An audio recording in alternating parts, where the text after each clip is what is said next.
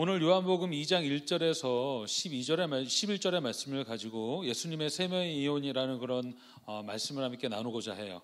오늘 우리 본문의 말씀 요한복음 2장 1절부터 11절의 말씀 우리 같이 한 목소리로 함께 읽도록 하겠습니다. 사흘째 되던 날 갈릴리 가나에 혼례가 있어 예수의 어머니도 거기 계시고 예수와 그 제자들도 혼례의 청함을 받았더니 포도주가 떨어진지라 예수의 어머니가 예수에게 이르되 저들에게 포도주가 없다 하니 예수께서 이르시되 여자여 나와 무슨 상관이 있나이까 내 때가 아직 이르지 아니하였나이다. 그의 어머니가 하인들에게 이르되 너희에게 무슨 말씀을 하시든지 그대로 하라 하니라. 거기에 유대인의 정결 예식을 따라 두세 통 드는 돌 항아리 6이 놓였는지라. 예수께서 그들에게 이르시되 항아리에 물을 채우라 하신즉 아기까지 채우니 이제는 떠서 연회장에게 갖다 주라 하심에 갖다 주었더니 연회장은 물로 된 포도주를 맛보고도 어디서 났는지 알지 못하되 물 떠온 하인들은 알더라. 연회장이 신랑을 불러 말하되 사람마다 먼저 좋은 포도주를 내고 취한 후에 낮은 것을 내거늘 그대는 지금까지 좋은 포도주를 두었도다 하니라. 예수께서 이 첫 표적을 갈릴리 가나에 행하여 그의 영광을 나타내심에 제자들이 그를 믿으니라. 아멘. 온라인으로 지금 집에서 예배드리고 있는 우리 유년부, 초등부 그리고 소년부 학생들 오늘 실시간 영상으로 드려진 예배 가운데 특히 이 설교가 잘 전달이 되어지지 않아서 오늘 다시 영상을 다시 전사님들과 함께 촬영을 해서 여러분들에게 제공하고자 합니다. 여러분 오늘 다시 한번 말씀을 전하지만 이 전해지는 말씀이 하나님의 말씀으로 여러분 심령 가운데 전해졌으면 좋겠어요. 여러분 1592년에 일어났던 임진왜란을 혹시 아나요? 1592년 4월에 일본이 조선을 침략했죠. 그리고 나서 7년간이라는 꽤 긴 시간 동안 놀라운 그리고 어마어마하게 힘들었던 우리 조선시대 때 가장 가슴이 아프고 가장 기억하고 싶지 않은 그런 수치스러운 전투가 바로 임진왜란이라고 이야기할 수 있어요. 그런데 이 1592년 4월에 임진왜란이 시작하기 전에 1950년 조선의 선조왕은요 황윤길이라는 사람을 통신사로 그리고 김성일이라는 사람을 부사로 일본에 보내서 도요토미 히데요시를 만나게 하고 오죠. 임진왜란이 터지기 2년 전의 일이에요. 그러나 귀국한 뒤 두 사람이 선조 왕에게 올린 보고문은요 서로 같지가 않았어요. 황윤길은 히데요시의 눈에 광채가 있고 담력과 지력이 있어서 큰 일을 꾸밀 자 같으니 만반의 대비가 필요합니다 라고 보고를 했고, 반면에 이 김성일이라는 이 부사는요 히데요시는 쥐새끼처럼 용렬한 자이기 때문에 큰 일을 꾸밀 만한 위인이 못 됩니다. 그러니 염려할 필요가 없습니다 라고 보고를 했죠. 불행하게 이 선조는요 히데요시는 쥐새끼 같다라는 그런 김성일의 보고를 선택하게 되어져요. 두 사람이 귀국하면서 그들이 가지고 온 히데요시의 친서에는요 명나라를 칠 테니 길을 빌려달라는 조선 침략이 공공하게 언급되어져 있는 그런 친서를 가지고 왔죠. 이거를 읽었음에도 불구하고 이 선조는요 대수롭지 않게 여겼어요. 히데요시를 뭐로 여겼기 때문에 그렇죠? 쥐새끼로 간주했기 때문에 그렇죠. 조선과 일본의 중간에 있는 이 대마도에서도요 4차례나 사신을 보내서 조선에 일본이 침략하려고 합니다. 긴장하십시오. 준비하십시오 라고 이야기했지만 선조는 그마저도 이 상황들을 묵살했어요. 그 결과요 일본은 15만 대군을 이끌고 조선을 침공했죠. 그때 조선 반도에 있던 전 병력이 몇 명이었는지 아세요? 고작 7천 명밖에 되지 않았어요. 그나마 제대로 무장도 갖추지 못하고 있던 병사들이요 속수무책 당하게 되어졌습니다. 7년 동안 있었던 이 일본의 15만 대군이 이끌어왔던 이 임진왜란은요 남에서 북으로 그리고 북에서 남으로 2번씩 밀렸어요. 그러니까 왕복 4번, 편도로 4번이나 짓밟히게 되어진 거죠. 그리고 조선을 도우러 왔던 명나라의 원군도요 북에서 남으로 그리고 또 남에서 북으로 2번 내려왔다가 2번 올라갔어요. 이거를 계산을 해보니까 도합 12번 우리 조선은요 남에서 북으로 올라갔다 내려갔다 처참하게 짓밟히게 되어진 것이죠. 그거를 통해서 보게 되어지니까 재산상의 손실은 둘째 쳐놓고요 전사자, 아사자, 병사제를 합친 사상자의 수가요, 전 국민의 그때 당시 60%였다고 얘기를 하고 있어요. 참으로 끔찍하게 짝이 없는 민족적인 비극 아니겠습니까? 이것은요, 무능한 한 명의 통치자가 빚어낸 국가적 참상이었던 것이죠. 선조가 조금이라도 유능해서 바른 선택을 했다고 한다면, 그러면 얼마든지 예방할 수 있었던 그런 참화였어요. 한 명의 무능한 통치자로 인해서 한 나라가 송두리째 망할 수도 있고요, 온 국민이 고통당하며 힘들고 어려운 자리로 나아갈 수 있죠. 이거는요, 역사가 우리에게 주는 가장 중요한 교훈 아니겠습니까? 반면에 한 나라를 세우는 데에 많은 사람을 필요로 하는 것은 아니죠. 한 사람이 나라를 망하게 할 수 있는 것처럼 한 사람이 기울어진 나라를 바로 세울 수 있어요. 자, 지금 여러분에게 지금 화면으로 송출되어지는 사람은 누구죠? 최민식 배우이지만 이분은요, 이순신 장군을 역할을 감당해서 명랑이라는 영화를 찍었죠. 이순신 장군은요, 이 이순신 장군 덕분에 7년이라는 그런 오랜 시간 동안의 이 임진왜란에서요, 조선의 대역전국으로 마무리돼서 종식되어질 수 있었어요. 일본군의 말발굽 아래에 찢겨졌던 그런 민족적 자존심을 다행히 간신히 회복할 수 있었죠. 그런데 절대로 이거는요, 우연으로 일어난 일이 아니죠. 온갖 음모와 열악한 환경과 조건 속에서 이순신 장군이 밤낮을 가리지 않고, 그리고 자신을 던져서 살신성진의 정신으로 헌신한 결과가 바로 이거였다라는 거예요. 한 나라, 그리고 한 기업, 한 가정, 그리고 집을 허무는 것은요, 한 사람의 역할은 너무나 쉽게 할 수 있어요. 그런데 집을 세우는 한 사람의 역할은요, 아무나 쉽게 할 수 있는 게 아니죠. 자신을 버리고 던질 수 있는 사람, 무엇보다 져야 할 십자가를 기꺼이 질 수 있는 사람, 오직 그 사람만이 집을 세우는 한 사람이 될 수 있다라고 우리가 말씀하고 있는 거예요. 여러분, 지금 이 PPT 화면에 띄어지는 이 단어들을 우리 같이 함께, 문장들을 함께 한번 읽어볼까요? 함께 읽어봅시다. 시작. 한 사람의 무능함으로 몰라, 한 사람의 살신 성인으로 회복, 한 사람의 정신은 곧 성경의 정신이다 라고 이야기하고 있어요. 자, 이제 화면 바꿔주시면 됩니다. 여러분, 우리가 지금 오늘은 요한복음의 말씀을 우리가 보고 있어요. 그리고 요한복음에는요, 7번의 표적이 나와요. 그런데 이 7번의 표적에는요, 중요한 것이 있어요. 바로 뭐냐 하면, 예수님이 말씀하시고 예수님이 어디로 가야 하신지를 알게 해주시는 것, 이 표적이 나오고요, 그리고 이적이 나와요. 그리고 요한복음에는요, 7번의 때라는 그런 타임이 나와요. 이 7번의 때는요, 예수님이 십자가에 달려 죽으시는, 그 십자가에 달리시는 그 때를 말씀하고 있는 것이죠.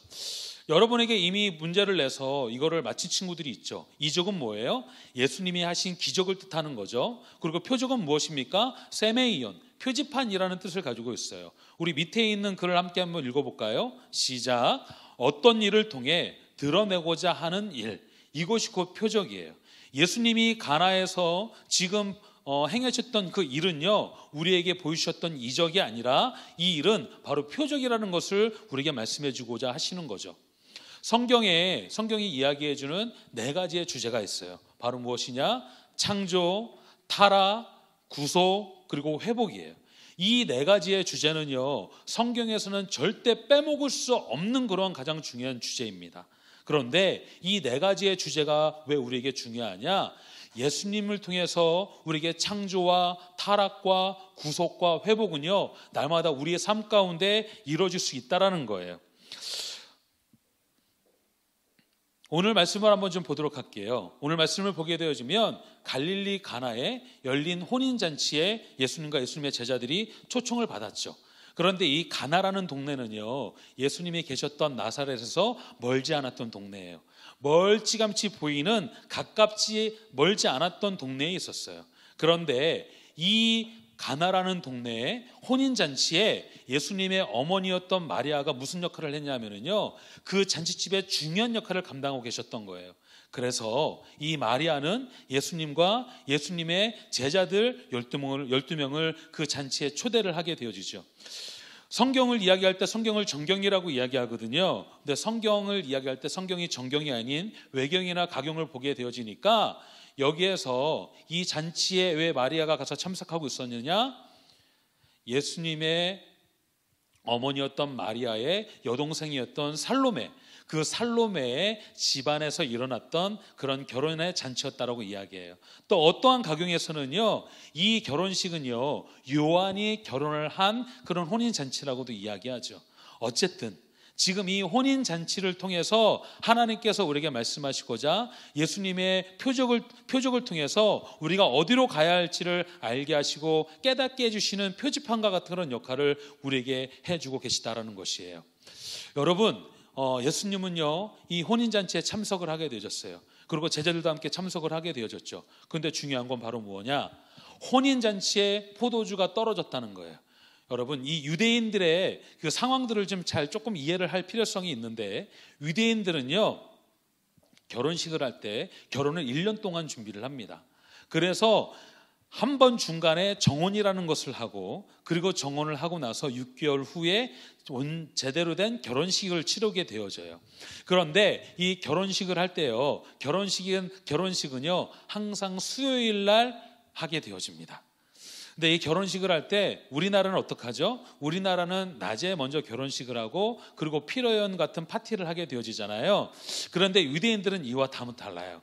오전 10시부터 시작해서 저녁 6시에서 7시까지 성대한 그런 파티 그리고 연애를 이루게 되어지고, 그리고 난 다음에 저녁 늦게 결혼식을 하고, 그리고 신혼부부는 자기들의 집으로, 신혼집으로 가게 되어져요. 근데 중요해요. 뭐가 중요해요?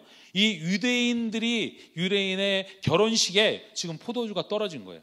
그러면 우리가 생각할 때 이 포도주는 그냥 포도주 떨어졌으니까 그냥 괜찮지, 그냥 사다가 갖다 먹이면 되지 라고 생각하지만, 여러분, 이 유대인들에게 있어서 포도주는요 매우 중요해요. 왜냐? 이 고대 문헌을 보니까 고대 문헌에요, 유대인들의 결혼식에 포도주가 떨어져서 이 신랑과 신부를 고소한 일도 있더라고요. 자, 여러분, 유대인들에게 포도주는 어떤 의미죠? 결혼식 그 이상의 의미를 가지고 있어요. 포도주가 없다라는 건 바로 무엇이냐면요, 잔치의 끊어짐을 이야기하는 것이거든요. 잔치가 계속해서 진행이 되어줄 수 없는 것을 이야기하는 거예요. 그렇기 때문에 지금 이 유대인들에게 있어서 이 포도주는요 정신이고 그리고 가치인 것이에요. 포도주가 없다 그러면 이 잔치는 끝난 것과 같은 것이죠. 이미 저녁에 결혼식이 이루어지기 전에 포도주가 없다라는 것, 이것을 우리는 그냥 포도주가 없는 결혼식 이렇게만 생각하면 안 되고요. 이 결혼식은요, 이 결혼식에 포도주가 없다라는 것은 이 세상 가운데 가장 중요한 가치가 빠진 것과 같다라는 것을 이야기해 주고 있는 거예요. 여러분, 우리 여기 보이는 시편 104편 15절 말씀에서 우리에게 이렇게 이야기하고 있어요. 이게 유대인들이 가지고 있는 중요한 가치예요. 사람의 마음을 기쁘게 하는 포도주와 사람의 얼굴을 윤탁하게 하는 기름과 사람의 마음을 힘있게 하는 양식을 주셨도다. 그러니까 유대인들에게 있어서 사람의 마음을 기쁘게 하는 포도주, 그러니까 마음을 기쁘게 하는 가장 중요한 요소가 바로 이 결혼식에서 이루어지게 되어지고 제공되어지는 포도주라는 것을 우리에게 이야기해 주고 있는 것이죠. 지금 오늘 말씀을 보게 되어지면은요, 예수님께 이 마리아가 찾아오죠. 그리고 예수님께 이 이야기를 해요. 뭐라고 이야기하냐면, 이 성대한 혼인잔치집에 포도주가 다 떨어졌구나. 그래서 예수님한테 이 마리아가 이야기하는 이유는 다른 데 있는 것이 아니죠. 이 문제를 해결해 달라고 지금 예수님께 부탁을 하고 있는 것이죠. 그런데 이 어머니였던 마리아는요, 예수님이 그냥 일반 우리가 생각했던 선지자 그 이상의 존재였다는 사실을 알고 있었어요. 왜 알고 있었냐? 예수님은요, 그의 어머니 마리아가 사람의 힘으로 태어난 존재가 아니라 성령으로 잉태가 되어져서 이 땅 가운데 오신 하나님의 아들이라는 사실을 이미 고백하고 믿고 있었기 때문에 그렇죠. 그래서 그 일을 예수님께 이야기합니다. 그러자 예수님은 뭐라고 말씀하십니까?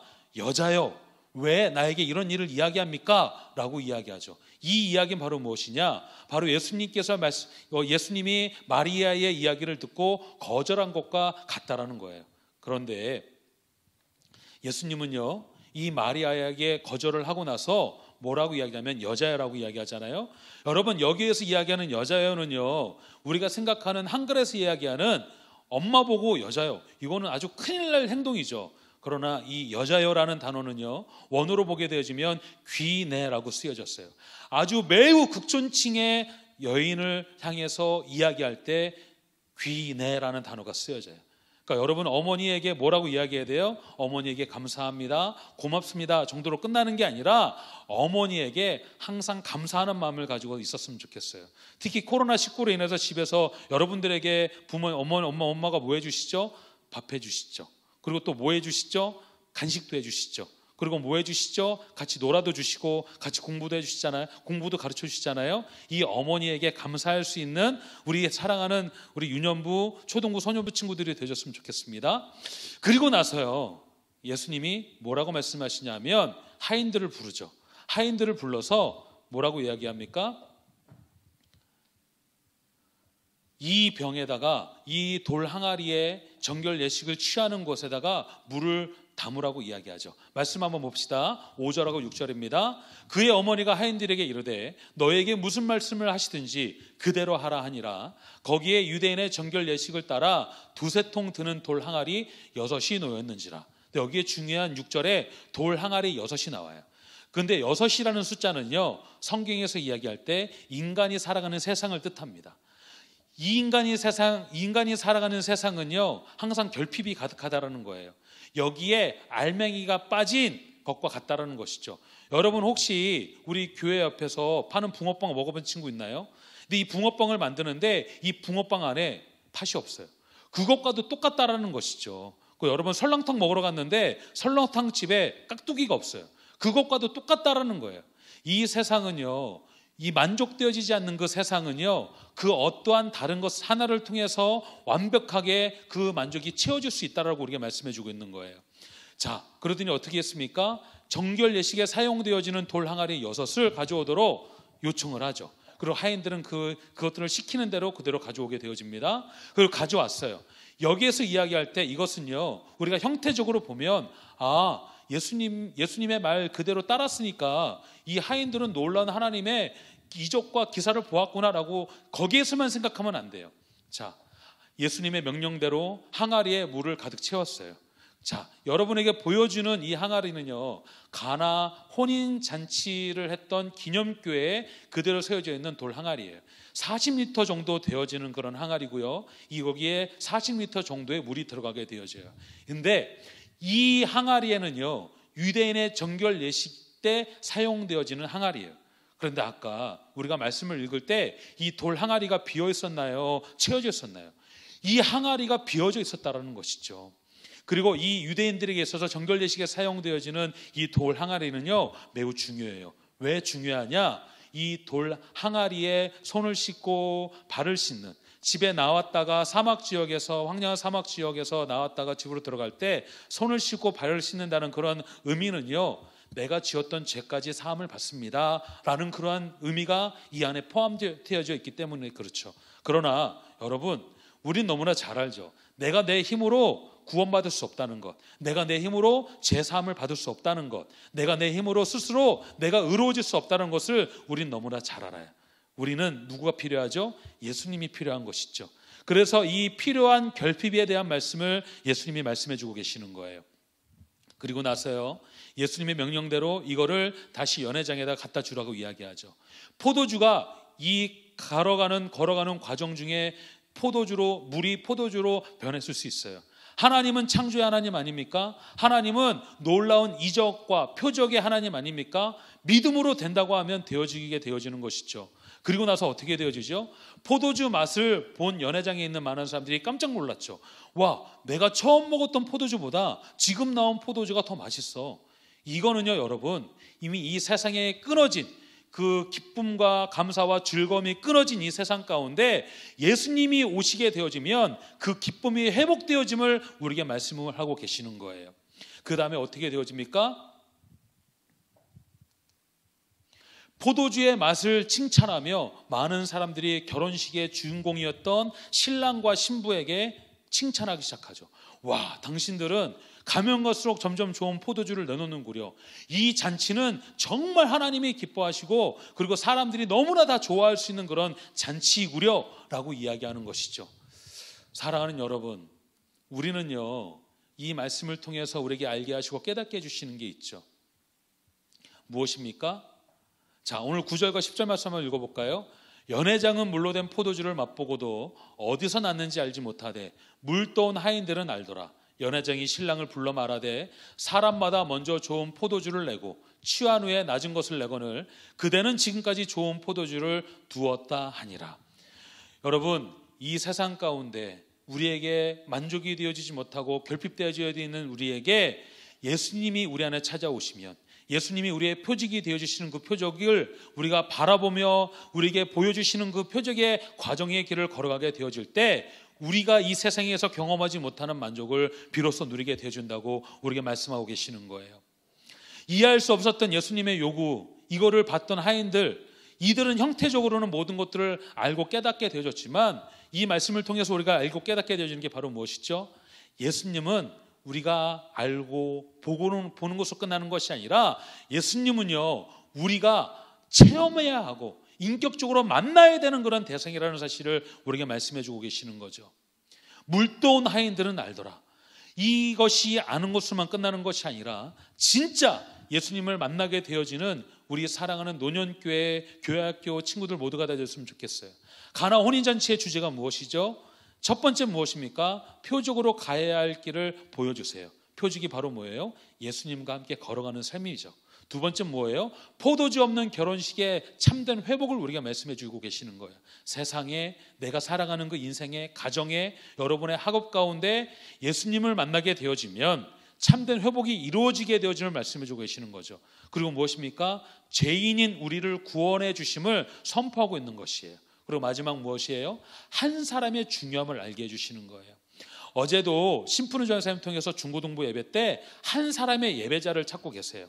자, 제가 목사님이 아까 처음에 이야기할 때 한 사람의 중요함을 이야기하지 않았습니까? 선조 왕 때문에 나라가 멸망했고, 그리고 이순신 장군 때문에 그 나라가 다시 한번 회복이 되어지죠.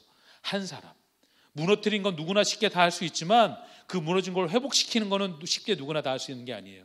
예수님과 함께 걸어가는 자, 예수님과 함께 동행하는 자, 예수님께서 원하고 바라시는 삶을 살아가는 자, 곧 그 자가 바로 여러분이 되셨으면 좋겠어요. 예배를 드리고 말씀을 듣고 있는 우리 사랑하는 노년교회 유년부, 초등부, 소년부 친구들 모두가 다 되어주시기를 예수님의 이름으로 축복합니다. 우리 외울 말씀 한번 읽어볼까요? 고린도서 5장 7절 말씀입니다. 시작. 이는 우리가 믿음으로 행하고 보는 것으로 행하지 아니함이로라. 믿음으로 승리하시는 우리 사랑하는 노년교회 친구들 모두가 다 되기를 간절히 축복합니다. 기도하겠습니다. 하나님, 오늘도 말씀을 통해서 알게 해주심에 감사합니다. 가나 혼인잔치는 예수님의 세메이온, 표적이요 표지판이었습니다. 예수님께서 보여주시는 표지판대로 잘 따라 나아가는 하나님께서 원하시는 참된 한 사람, 그 한 제자, 한 하나님의 거룩한 예배자, 바로 우리 모두가 다 되게 해주세요. 살아계신 예수님의 이름으로 기도하옵나이다. 아멘.